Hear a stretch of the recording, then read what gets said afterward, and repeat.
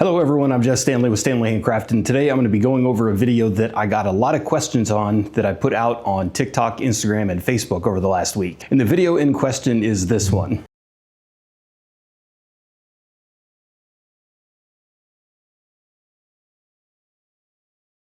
Now in the video you can see that I pour the oil directly into the vessel, which is this one right here. It's a 9-ounce amber jar. The one in the video was a clear jar, but the exact same size. And then once I added the oil, I went ahead and added the wax directly after that. And I don't show it in the video, but I do stir the oil and the wax together inside the jar, which of course got a lot of questions on if it's okay to add the oil and the wax inside the jar and not inside of a pouring pitcher and then pour them into the vessels. Now the simple answer to this one, is it okay to do this, is yes, but there's a little bit more involved if you're going to do it this way. And of course with the vessels in question, these are testers. I will every once in a while do these as single off, one-off sellers. But when I do it this way, I do pay attention to a couple other things rather than the normal way, which if you're a candle maker out there, you know, mixing in the pitcher and then pouring into your various vessels. And the biggest factor in doing this is going to be at the temperature that you have your wax when you add it to the vessel. And for anyone asking in the comments, I did weigh out the oil. I have a scale right here. You can see it in the video.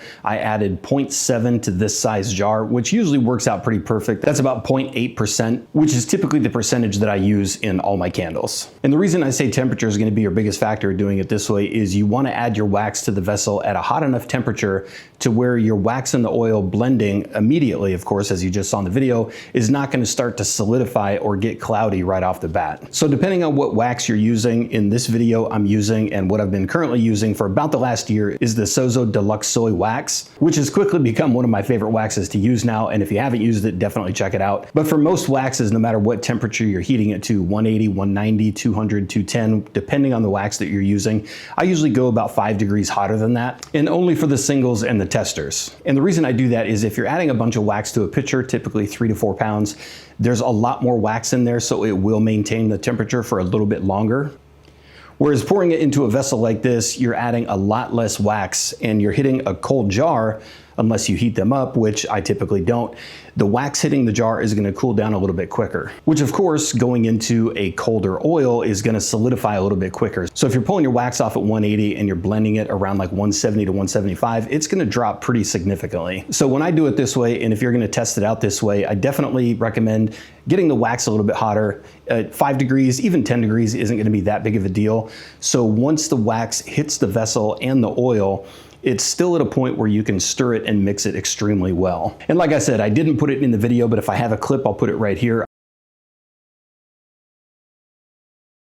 I do stir the wax inside the vessel for about 20 to 30 seconds.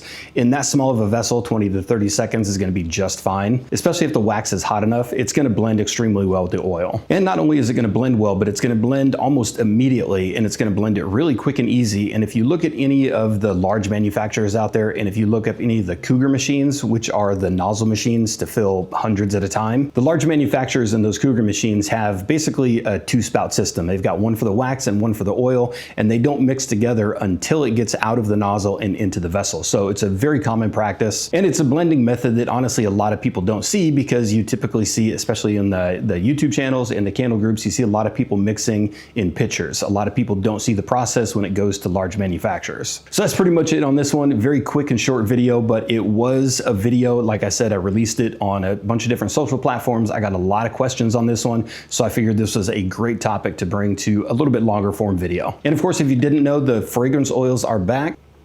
Bohosoft, Spice Market, and Fall Cashmere are available now. I've got Apple Spice and Cinnamon Chai showing up here in the next probably 3 or 4 days, so those will be available on the website. And of course, we're looking for any new oils to bring to the line. I'm not really sure what to get next, so if you have any recommendations or anything that you want that's not out there, please let me know in the comments section down below, and I'll try to get those on the 5th, 6th, and 7th oils that we bring in. And as always, I hope that was helpful, and we'll see you in the next video.